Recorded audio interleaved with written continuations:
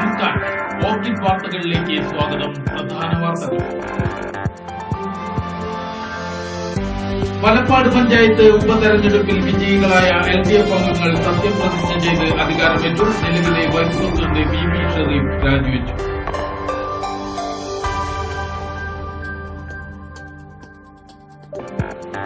Bus ജീവനക്കാർ school വിദ്യാർത്ഥികളോടുള്ള പീഡനം തുടരുന്നു. പോലീസും വാഹന വകുപ്പും നിഷ്ക്രിയമെന്ന് നാട്ടുകാർ.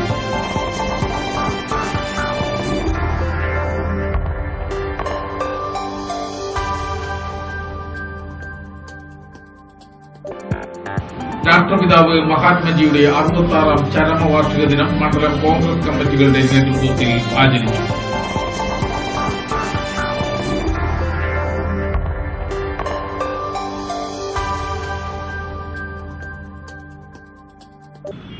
വാർത്തകൾ വിശദമായി.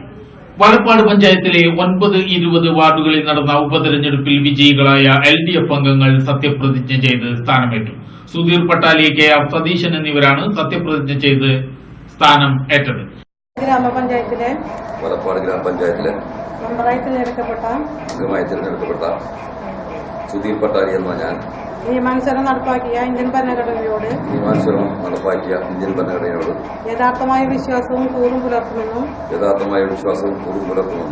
ഇന്ത്യയുടെ പരമാധികാരവും അഖണ്ഡതയും നിലനിർത്തുമെന്നും ഭയാശങ്ക കൂടാതെയും മമതയോ വിദ്വേഷമോ കൂടാതെയും ഞാൻ എന്റെ ഔദ്യോഗിക കൃത്യങ്ങൾ യഥാവിധിയായും വിശ്വസ്തയോടും എന്റെ പരമാവധി കഴിവ് പ്രയോജനപ്പെടുത്തി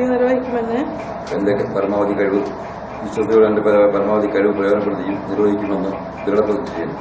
വലപ്പാട് ഗ്രാമപഞ്ചായത്ത് പ്രസിഡന്റ് ബീന അജയ് ഘോഷ് സത്യവാചകം ചൊല്ലിക്കൊടുത്തു. പഞ്ചായത്ത് ഹാളിൽ നടന്ന സത്യപ്രതിജ്ഞാ ചടങ്ങിൽ CPM area secretary PM Ahmed, local secretary PA Ramadas, ward അംഗങ്ങൾ, വൈസ് പ്രസിഡന്റ് VB ഷെരീഫ് തുടങ്ങിയവർ പങ്കെടുത്തു. നിലവിലെ വൈസ് പ്രസിഡന്റായ VB ഷെരീഫ് പിന്നീട് രാജിക്കത്ത് നൽകി. തളിക്കുളം ഫോക്കസ് കോളേജിന്റെ വാർഷികാഘോഷവും പൂർവ്വ വിദ്യാർത്ഥി സംഗമവും നടന്നു. നാട്ടിക SN ഹാളിൽ നടന്ന പരിപാടി കൊടുങ്ങല്ലൂർ CI M സുരേന്ദ്രൻ ഉദ്ഘാടനം ചെയ്തു. SN കോളേജിൽ ഞാൻ ഫംഗ്ഷന് പോയിരുന്നു. അതുപോലെ തന്നെ പൂർവ്വ വിദ്യാർത്ഥികളുടെ സംഗമമായിരുന്നു സംഭവിച്ചത്. ഞാൻ എന്റെ ക്ലാസ്സിൽ 40-45 കുട്ടികൾ ഈ കോവിഡുണ്ടായിരുന്നു.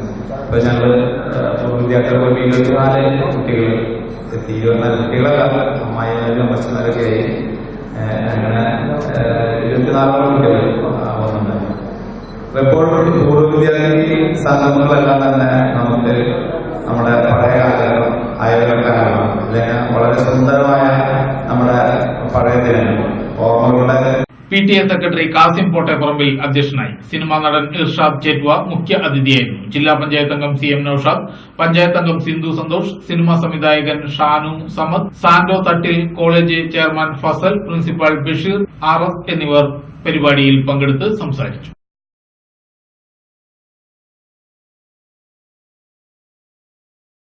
SN കോളേജ് നാട്ടികയിലെ ജന്തുശാസ്ത്ര വിഭാഗത്തിന്റെയും അലുമിനി അസോസിയേഷന്റെയും ആഭിമുഖ്യത്തിൽ സെമിനാർ നടന്നു. സെമിനാറിന്റെ ഉദ്ഘാടനം പ്രിൻസിപ്പൽ ഇൻചാർജ് ഡോക്ടർ രജനി നിർവഹിച്ചു. ഫിഷറീസിന്റെ അനന്ത സാധ്യതകളെക്കുറിച്ചും മത്സ്യസംബന്ധമായ രോഗങ്ങളെക്കുറിച്ചും മത്സ്യസമ്പത്തിന്റെ സംരക്ഷണത്തെക്കുറിച്ചും പ്രിൻസിപ്പൽ പ്രബന്ധങ്ങൾ അവതരിപ്പിക്കപ്പെട്ടു. ശാസ്ത്രജ്ഞന്മാരായ doctor MP Ignatius, associate professor MES Asmabi, MB FER-ലെ Radha Swaminathan, doctor BS Basheer, NB FER തുടങ്ങിയവർ പ്രബന്ധങ്ങൾ അവതരിപ്പിച്ചു.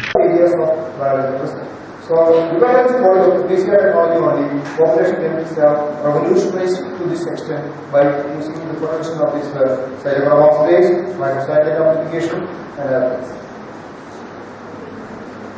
And of course, applied genetics or growth of genetic stocks. Already we have some examples like selective breeding is not a new idea, but it's just a level, but the conventional branch of science, that is selective breeding for faster growth and disease resistance of pelagic fish. So, there's an institute in Bhubaneswar, Institute of Freshwater Aquaculture. So, they have developed a Jayagiri roe, the variety of roe, has been successfully developed after 4 generations of selective breeding and of Indian collaboration. That's an achievement of CIFA Bhubaneswar. So, that is a conventional selective breeding process, and that is also still nowadays not actually we are what we should do is we should collaborate both the selective breeding technology as well as the biotechnology. Valappad പഞ്ചായത്തിൽ നടന്ന ഉപതെരഞ്ഞെടുപ്പിൽ വിജയിച്ച LDF സ്ഥാനാർത്ഥികൾക്ക് സ്വീകരണവും പൊതുയോഗവും നടത്തി. സ്വീകരണത്തിന് ശേഷം നടന്ന പൊതുയോഗം CPM ജില്ലാ സെക്രട്ടറി AC മൊയ്തീൻ ഉദ്ഘാടനം ചെയ്തു. മുന്നണി സ്ഥാനാർത്ഥികളെ വിജയിപ്പിച്ച പ്രബുദ്ധരായ 9ാം വാർഡിലെയും 20ാം വാർഡിലെയും വോട്ടർമാരെയും ഈ തെരഞ്ഞെടുപ്പ് വിജയത്തിന് ഞങ്ങളെ എല്ലാ അർത്ഥത്തിലും സഹായിച്ച പൊതുജനങ്ങളോടും ഇടതുപക്ഷ ജനാധിപത്യ മുന്നണിക്ക് വേണ്ടിയുള്ള നന്ദി രേഖപ്പെടുത്താൻ ഞാൻ ഈ അവസരം ഉപയോഗിക്കുകയാണ്. ഇവിടെ തെരഞ്ഞെടുപ്പിന്റെ പശ്ചാത്തലത്തെ സംബന്ധിച്ചും തെരഞ്ഞെടുപ്പിന്റെ വോട്ടിംഗ് രീതിയെ സംബന്ധിച്ചുമെല്ലാം സഖാവ് രാമദാസ് സൂചിപ്പിച്ചു കഴിഞ്ഞിട്ടുണ്ട്. കേരളത്തിൽ മിനിഞ്ഞാന്ന് നടന്ന ഉപതെരഞ്ഞെടുപ്പിൽ വളരെ ചെറിയ സീറ്റ് മാത്രമാണ് UDFന് ലഭ്യമായിട്ടുള്ളത്. 7 സീറ്റ് മാത്രമാണ് UDFന്. 14 അതിൽ കൂടുതലോ സീറ്റ് ഇടതുപക്ഷ ജനാധിപത്യ മുന്നണിയാണ് ഈ ഉപതെരഞ്ഞെടുപ്പുകളിൽ നേടിയത്. അതിന്റെ പ്രത്യേകത ഈ തൃശൂർ ജില്ലയിൽ മത്സരിച്ച 5 സീറ്റുകളിൽ 4ലും ഇടതുപക്ഷ ജനാധിപത്യ മുന്നണിയാണ് വിജയിച്ചത്. തൃശൂർ കോർപ്പറേഷനിലെ കൊല്ലൂർ പ്രദേശത്ത് കഴിഞ്ഞ തവണ UDF സ്ഥാനാർത്ഥി വിജയിച്ച കോർപ്പറേഷൻ വാർഡിൽ ഈ തവണ ഇടതുപക്ഷ ജനാധിപത്യ മുന്നണിക്ക് വിജയം നേടാനായി. ഈ പഞ്ചായത്തിന്റെ ഭരണം കുറെ കൂടി കാര്യക്ഷമമായി നടത്തുന്നതിനു വേണ്ടി വലപ്പാട്ടെ ജനങ്ങൾ ഈ 2 പ്രതിനിധികളെ തെരഞ്ഞെടുത്തയച്ചു. CPM Valappad local committee secretary PA Ramadas അധ്യക്ഷനായി. CPM Nattika area secretary PA Ahmed, CPI നേതാവ് PK ശശിധരൻ, MM വർഗീസ്, ജനതാദൾ നേതാവ് ഹരിദാസൻ മാസ്റ്റർ, വലപ്പാട് ഗ്രാമപഞ്ചായത്ത് പ്രസിഡന്റ് ബീന അജയഘോഷ് എന്നിവർ സംസാരിച്ചു. യോഗത്തിന് മുമ്പായി കോതകുളത്ത് നിന്നും വലപ്പാട് ചന്തപ്പടിയിലേക്ക് പ്രകടനവും ഉണ്ടായി. അപകടം വരുത്തിവെക്കുന്ന സ്വകാര്യ ബസ് ജീവനക്കാർക്കെതിരെ പോലീസിന്റെ നടപടികൾ ചട്ടപ്പടിയിൽ ഒതുങ്ങുന്നതായി പരാതി. കഴിഞ്ഞ ദിവസം മനക്കൊടി സ്വദേശി പുലിക്കോട്ടിൽ പോൾസന്റെ മകൻ എഡിസന് ബസ് അപകടത്തിൽ പരിക്കേറ്റ് കാലിലെ ഞരമ്പ് മുറിഞ്ഞിട്ടുപോലും അന്തിക്കാട് പോലീസ് അനങ്ങാപ്പാറ നയമാണ് കൈക്കൊള്ളുന്നതെന്ന് ആക്ഷേപം ഉയർന്നിട്ടുണ്ട്. എറവ് സെന്റ് ജോസഫ് കപ്പൽപ്പള്ളി സ്കൂളിലെ 9ാം ക്ലാസ് വിദ്യാർത്ഥിയായ എഡിസൺ തൃശൂരിലെ സ്വകാര്യ ആശുപത്രിയിൽ അത്യാഹിത വിഭാഗത്തിന്റെ നിരീക്ഷണത്തിലാണ്.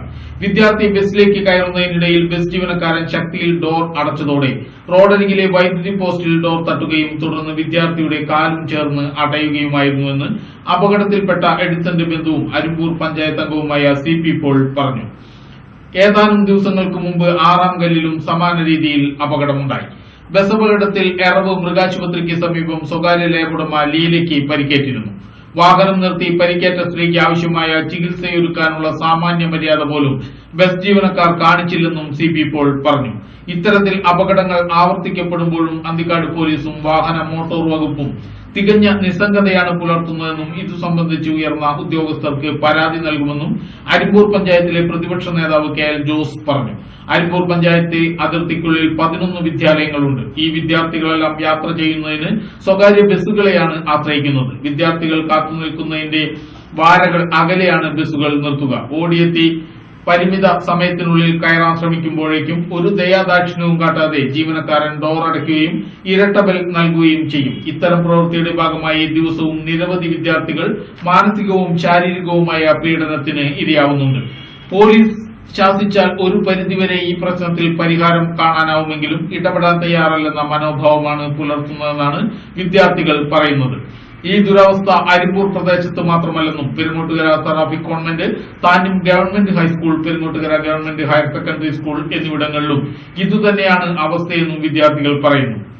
ഉന്നത ഉദ്യോഗസ്ഥർ മുതൽ SIയുടെ പേരിൽ വരെ ആഴ്ചകളിൽ പലതവണ കോമ്പിംഗ് എന്ന പേരിൽ പ്രത്യേക പരിശോധനയും പിഴയടപ്പിക്കലും മറ്റും മുറതെറ്റാതെ നടക്കുന്നുണ്ടെങ്കിലും അമിത വേഗതയിൽ പാഞ്ഞ് വിദ്യാർത്ഥികൾക്ക് പരിക്കേൽപ്പിച്ച് വിലസുന്ന പരാക്രമികളായ ബസ് ജീവനക്കാർക്കെതിരെയൊന്നും പോലീസിന്റെ കോമ്പിംഗ് കണ്ണുകൾ തിരിയുന്നില്ല എന്നതാണ് വാസ്തവം.